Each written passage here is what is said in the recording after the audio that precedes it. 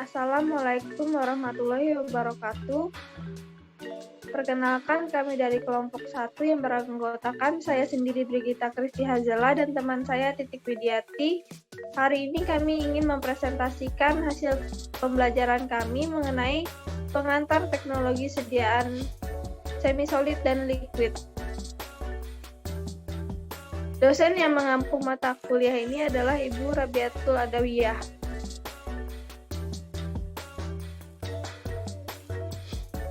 Pengertian obat. Pengertian obat secara umum. Obat adalah semua bahan tunggal atau campuran yang digunakan oleh semua makhluk untuk bagian dalam maupun bagian luar guna mencegah, meringankan, maupun menyembuhkan penyakit. Menurut undang-undang, yang dimaksud dengan obat adalah suatu bahan atau campuran bahan yang dimaksudkan untuk digunakan dalam menentukan diagnosis, mencegah, mengurangi, menghilangkan, menyembuhkan penyakit atau gejala penyakit, luka atau kelainan badaniah atau rohaniah pada manusia atau hewan, termasuk memperelok tubuh atau bagian tubuh manusia. Pengertian obat secara khusus. Pengertian obat secara khusus dibagi menjadi, yang pertama ada obat jadi.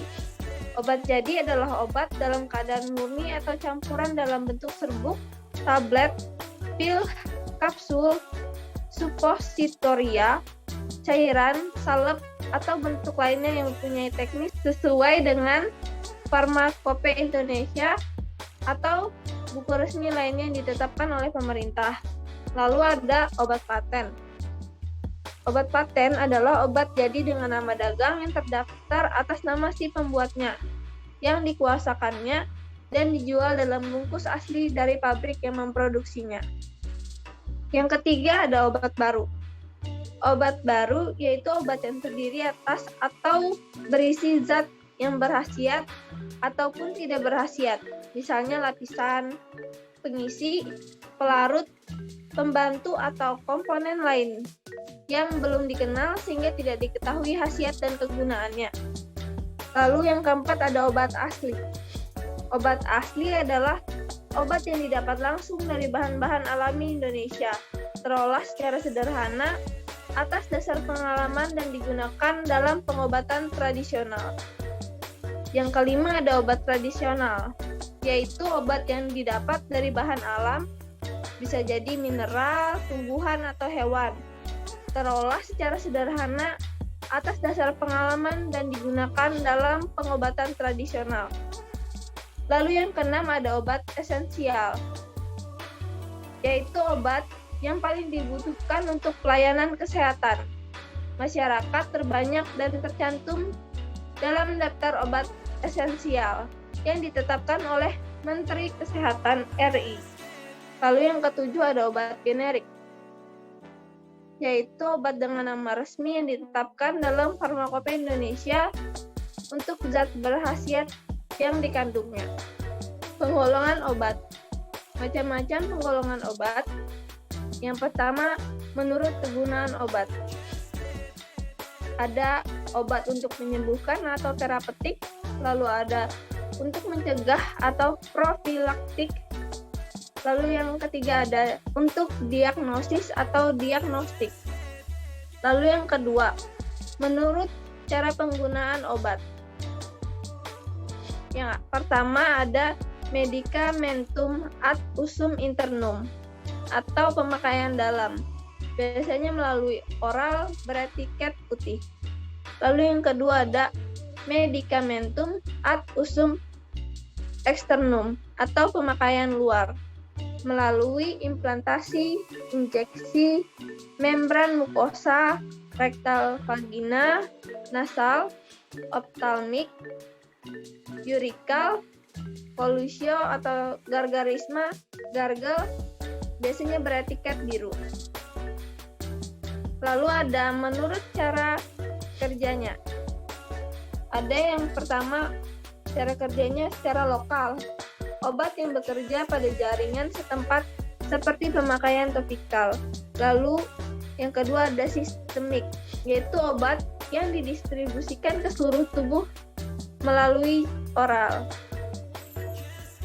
Lalu yang keempat, menurut undang-undang.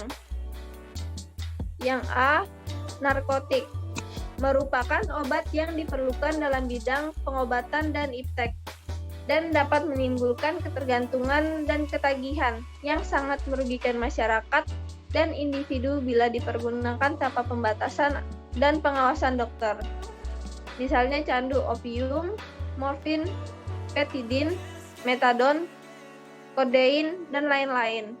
Lalu yang B, psikotropika atau obat berbahaya merupakan obat yang mempengaruhi proses mental, merangsang atau menenangkan, mengubah pikiran, perasaan, dan kelakuan orang. Misalnya golongan ekstasi, diazepam, barbital atau lumial. C. Obat keras. Obat keras adalah semua obat yang mempunyai takaran atau dosis maksimum atau yang tercantum dalam daftar obat keras yang ditetapkan pemerintah, lalu diberi tanda khusus lingkaran bulat berwarna merah dengan garis tepi hitam dan huruf K yang menyentuh garis tepinya. Semua obat baru kecuali dinyatakan lain oleh Departemen Kesehatan RI tidak membahayakan. Semua sediaan parental, injeksi, ataupun infus intravena. Lalu yang D, ada obat bebas terbatas. Obat bebas terbatas adalah obat keras yang dapat diserahkan tanpa resep dokter dalam bungkus aslinya dari produsen atau pabriknya dan diberi tanda lingkaran bulat berwarna biru dengan garis tepi hitam serta diberikan tanda peringatan. Lalu yang E, obat bebas. Obat bebas adalah obat yang dapat dibeli secara bebas dan tidak membahayakan bagi si pemakai tanpa batas dosis yang dianjurkan. Diberi tanda lingkaran bulat berwarna hijau dengan garis tepi hitam. Lalu 5. Menurut sumber obat. Obat yang kita gunakan dapat bersumber dari A. Tumbuhan, flora dan nabati. Misalnya digitalis, kina, dan minyak jarak. Lalu B, hewan, fauna hayati. Misalnya minyak ikan, Adepslanae, dan sera. Lalu yang C, mineral atau pertambangan. Misalnya iot kali, garam dapur, parafin, vaselin. Lalu yang D, sintesis atau tiruan atau buatan. Misalnya kamfer sintesis, vitamin C. Lalu yang E ada mikroba atau fungi atau jamur. Misalnya antibiotik penisilin. 6. Menurut bentuk sediaan obat, bentuk sediaan farmasi. Yang A, bentuk padat serbuk, yaitu obat tablet, pil, kapsul, dan suppositoria. Lalu ada bentuk setengah padat, yaitu salep atau momentum, lalu ada krim, ada serata, gel atau jeli, ada okulenta atau salep mata. Yang C, bentuk cair atau larutan. Ada potio, sirup, eliksir, obat tetes, gargarisma, plasma, epitema, injeksi, infus intravena, douche, losio, dan mixtur. Lalu yang D ada bentuk gas, yaitu inhalasi, spray atau aerosol. Yang ketujuh, menurut proses fisiologis dan biokimia dalam tubuh. A. Obat farmakodinamis.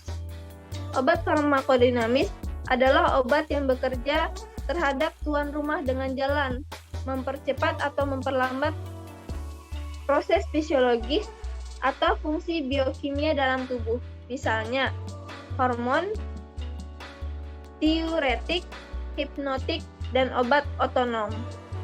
Lalu ada B. Obat kemoterapeutik. Obat kemoterapeutik adalah obat yang dapat membunuh parasit dan kuman di dalam tubuh tuan rumah. Hendaknya obat ini memiliki kegiatan farmakodinamika yang sekecil-kecilnya terhadap organisme tuan rumah dan berkhasiat untuk melawan sebanyak mungkin parasit, misalnya cacing dan protozoa, dan juga mikroorganisme, misalnya bakteri dan virus. Obat-obat neoplasma, onkolitika, sitostatika, obat kanker juga dianggap termasuk dalam golongan ini.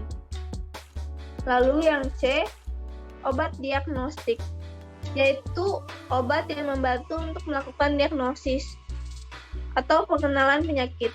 Misalnya dari saluran lambung usus, ada barium sulfat, dan saluran empedu, ada natrium iopanoat, dan asam iot organik lainnya.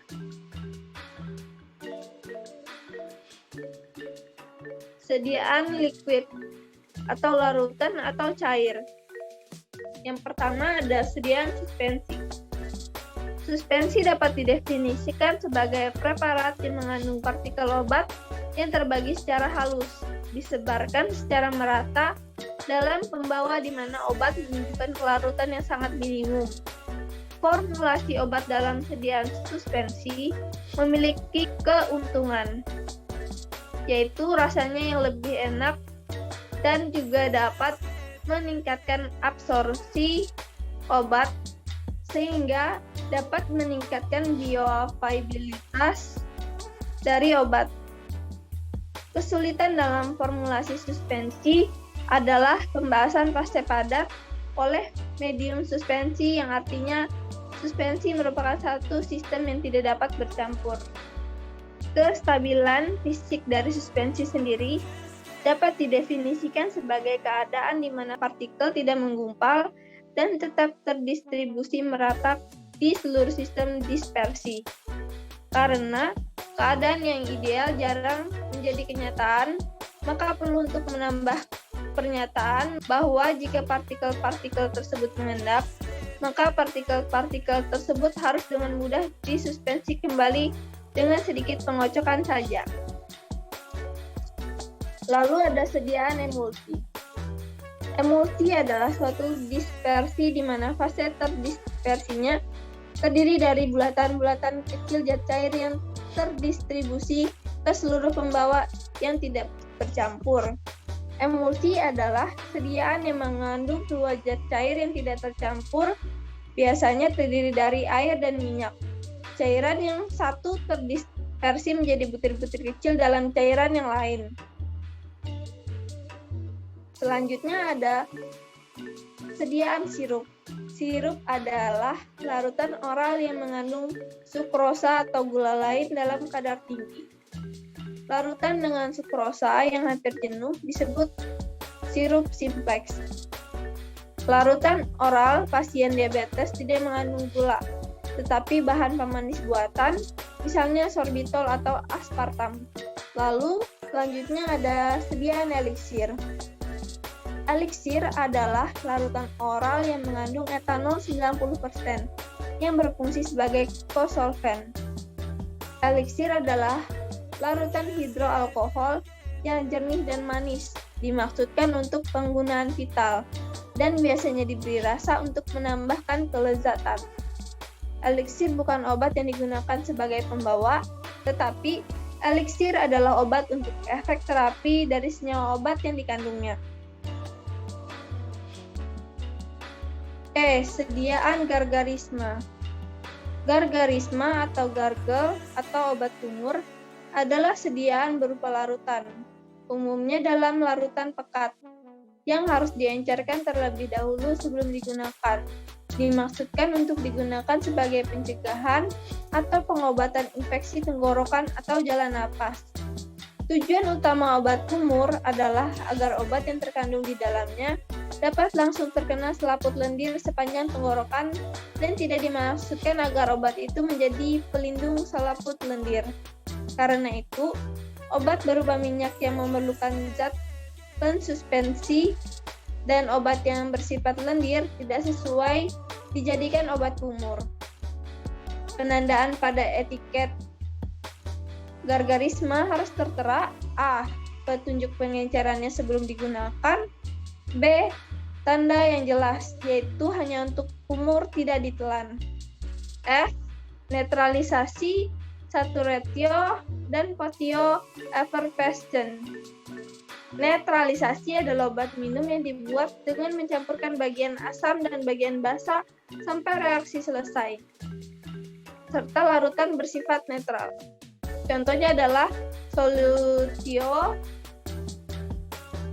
citratis, magnesici, dan amigdalas ammonicus. Lalu ada saturatio, adalah obat minum yang dibuat dengan mereaksikan asam dan basa, tetapi gas yang terbentuk ditahan dalam wadah, sehingga larut jenuh oleh gas. Lalu ada potio effervescent, adalah saturatio yang kadar karbon dioksidanya lewat jenuh. Lalu ada gutae. Gutae atau obat tetes adalah sediaan cair berupa larutan, emulsi, atau suspensi. Lalu ada larutan topikal. Larutan topikal merupakan larutan yang biasanya mengandung air, tetapi seringkali mengandung pelarut lain, seperti etanol dan poliol. Yang termasuk larutan topikal adalah gutae nasalis, choldirum, gutae ophthalmic, AE, Gargarisma litus oris, gutae auricularis, epitema inhalasi, injeksi, dan enema Dauche. Selanjutnya akan dilanjutkan oleh teman saya Titik Widiati. G. Sediaan tinktur. Tinktur adalah sediaan cair yang dibuat dengan cara maserasi atau perkolasi simplicia nabati atau hewani, atau dengan cara melarutkan senyawa kimia dalam pelarut yang tertera pada masing-masing monografi. Kecuali dinyatakan lain, tinktur dibuat menggunakan 20% zat khasiat dan 10% untuk zat khasiat keras. Penyimpanan tinktur dalam wadah tertutup rapat, terlindung dari cahaya di tempat sejuk. Selanjutnya ada sediaan semi-solid atau setengah padat. Yang pertama, sediaan pasta. Pasta adalah sediaan semi padat, massa lembek yang mengandung satu atau lebih bahan obat yang ditunjukkan untuk pemakaian topikal. Pasta ini serupa dengan salep, hanya berbeda dalam konsistennya, yaitu bahan padatnya lebih dari 50% dan kegunaannya misalnya pada pasta zinci oleosa. Yang kedua, sediaan salep. Salep adalah sediaan setengah padat yang mudah dioleskan dan digunakan sebagai obat luar. Bahan obat harus larut atau terdispersi homogen dalam dasar salep yang cocok. Pemberian salep tidak boleh berbau tengik. Kadar salep kecuali dinyatakan lain, dan untuk salep yang mengandung obat keras atau obat narkotik, kadar bahan obat adalah 10%. Homogenitasnya jika dioleskan pada sekeping kaca atau bahan transparan lain yang cocok harus menunjukkan susunan yang homogen. Penandaannya pada etiket harus tertera obat luar. Dan ada juga karakteristik salep. Yang pertama, stabil, kedua, lunak, ketiga, mudah dipakai, keempat, dasar salep yang cocok, yaitu dasar salep harus kompatibel secara fisika dan kimia. Yang kelima, terdistribusi merata, dan yang terakhir, lembut. Di sini ada keuntungan salep. Yang pertama, sebagai bahan pembawa substansi obat untuk pengobatan kulit. Yang kedua, sebagai bahan pelumas pada kulit. Yang ketiga, sebagai pelindung kulit, yaitu mencegah kontak permukaan kulit dengan larutan berair dan rangsangan kulit. Yang keempat, sebagai obat luar. Adapun kekurangan salep, yang pertama, salep kekurangan basis hidrokarbon. Yang kedua, salep kekurangan basis absorpsi. Yang ketiga, ada sediaan krim.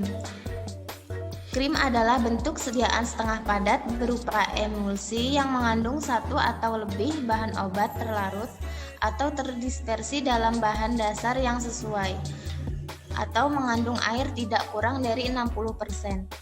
Krim ada dua tipe, yaitu krim tipe minyak dalam air dan tipe air dalam minyak.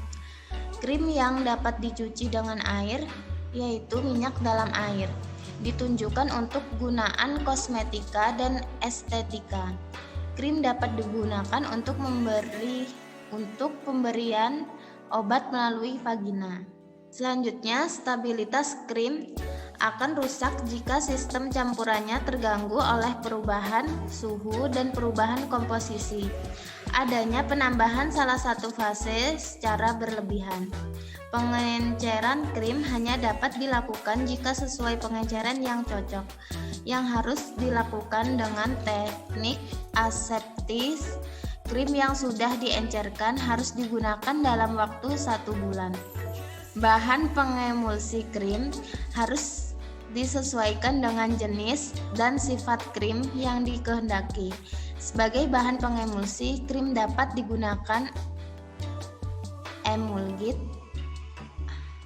lemak bulu domba, stasium, setil alkohol, steril alkohol, golongan sorbitan, polisorbat, PEG, dan sabun. Bahan pengawet yang sering digunakan umumnya metil paraben atau nipagin 0,12 sampai 0,18%, propiparaben atau nipasol 0,02 sampai 0,05%. Cara pembuatan krim yaitu bagian lemak dilebur di atas tangas air, kemudian ditambahkan bagian airnya dengan zat pengemulsi. Aduk sampai terjadi suatu campuran yang berbentuk krim. Selanjutnya ada sediaan gel atau gel. Gel yang kadang disebut jelly merupakan sistem semi padat massa lembek terdiri atas suspensi yang dibuat dari partikel anorganik yang kecil atau molekul organik yang besar terpenetrasi oleh suatu cairan. Jika massa gel terdiri atas jaringan partikel kecil yang terpisah, gel digolongkan sebagai sistem 2 fase, misalnya gel aluminium hidroksida. Dalam sistem 2 fase, jika ukuran partikel dari fase terdispersi relatif besar, massa gel kadang dinyatakan sebagai magma, misalnya magma bentonit, di mana massanya bersifat thixotropik, artinya massa akan mengental jika didiamkan dan akan mencair kembali jika dikocok. Jika massanya banyak mengandung air, gel itu disebut jelly. Gel dapat diberikan untuk penggunaan topikal atau dimasukkan ke dalam lubang tubuh. Penyimpanan gel yaitu dalam wadah tertutup baik, dalam botol mulut lebar, terlindung dari cahaya di tempat sejuk. Pada etiket harus tertera kocok dahulu. Selanjutnya ada CPOB atau cara pembuatan obat yang baik.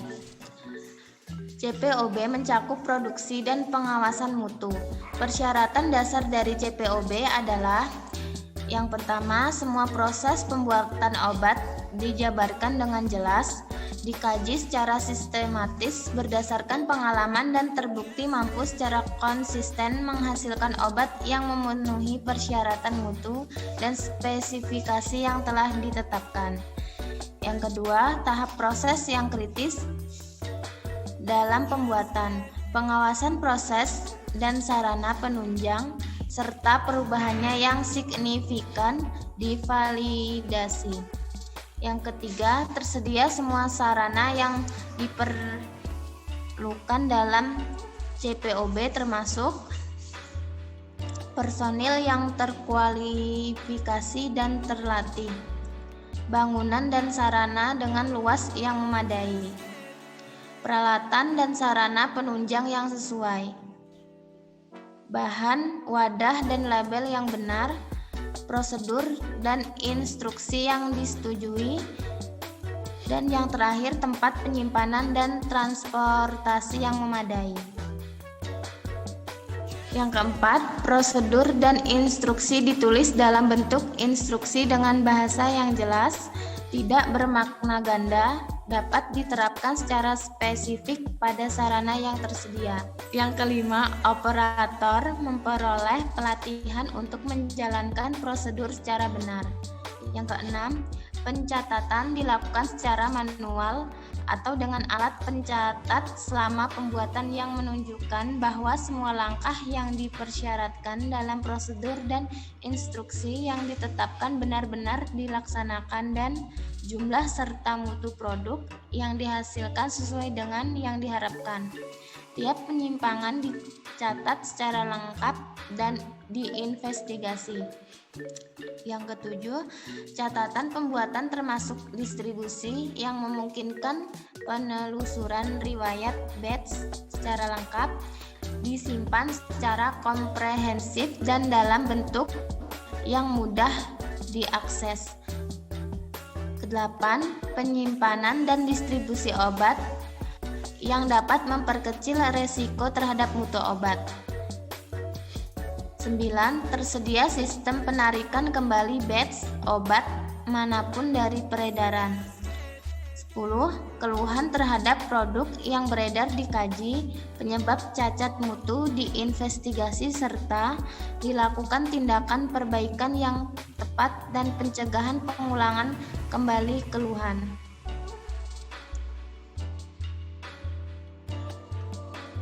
Sekian presentasi dari kelompok kami. Saya ucapkan terima kasih.